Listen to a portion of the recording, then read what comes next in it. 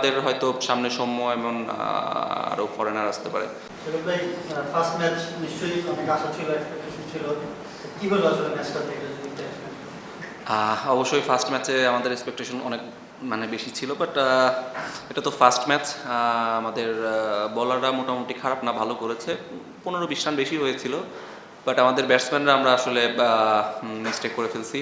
আর আমাদের top order থেকে যদি একটা বা দুইটা পার্টনারশিপ হতো তাহলে হয়তো খেলার সিনারিটা চেঞ্জ হয়ে যেত, but its first match, so এখানে থেকে আমাদের শেখার অনেক কিছু আছে। ইনশাল্লাহ নেক্সট ম্যাচে আমাদের সবাই এই মিস্টেকগুলো থেকে শিখে আসবে আবার।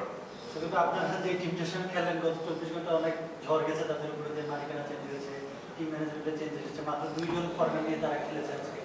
মানে ওভারঅল টিমটার অবস্থা খুব একটা ভালো ছিল না। মানে তাদের কাছে তাদের সঙ্গে আরেকটু ভালো ফাইট বা একটু ভালো এক্সপেকটেশন ছিল কিনা, বা ওদের টিমের যে মনোটা দেখলেন সেটা কেমন লাগে?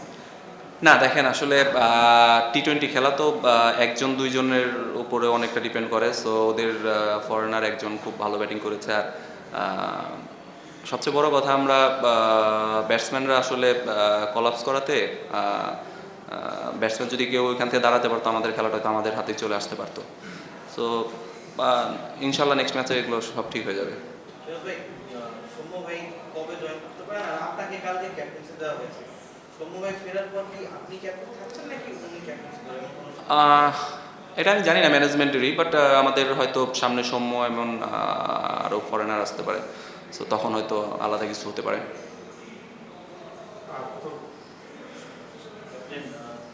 মানে আপনাদের দলে তো শাহবাজ জিপু ছিল, আর কিছু বিদেশি প্লেয়ারের সমস্যা ছিল, তারপর কেন একাদশে কি তাকে দেখা যায়নি? যে দেখা যাচ্ছিল যে আপনার 11-এ একটা ব্যাটসম্যান শট।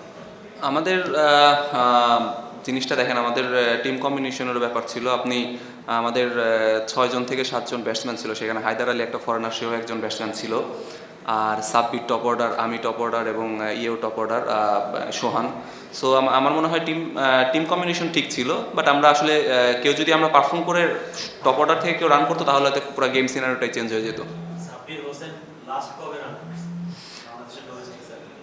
সাব্বিরকে তো আসলে অলরাউন্ডার হিসাবেই খেলানো হয়েছে, আর ও দেখবেন যে ন্যাশনাল লিগেও রান করেছিল। National league. হ্যাঁ, আপনার রান কি ছিল? না এখানে আপনাদের পারফর্ম করা তো ব্যাটসম্যান ছিল, আপনারা পিক করেন না, এটার একটা ব্যাখ্যা চাচ্ছি। এটার ব্যাখ্যা বললাম টিম কম্বিনেশনে, হয়তো নেক্সট ম্যাচ আবার দেখতেও পারেন। সো এটা তো ফার্স্ট ম্যাচে তো আর আসলে কেউ জানতে পারবে না যে কে ভালো করবে কে খারাপ করবে।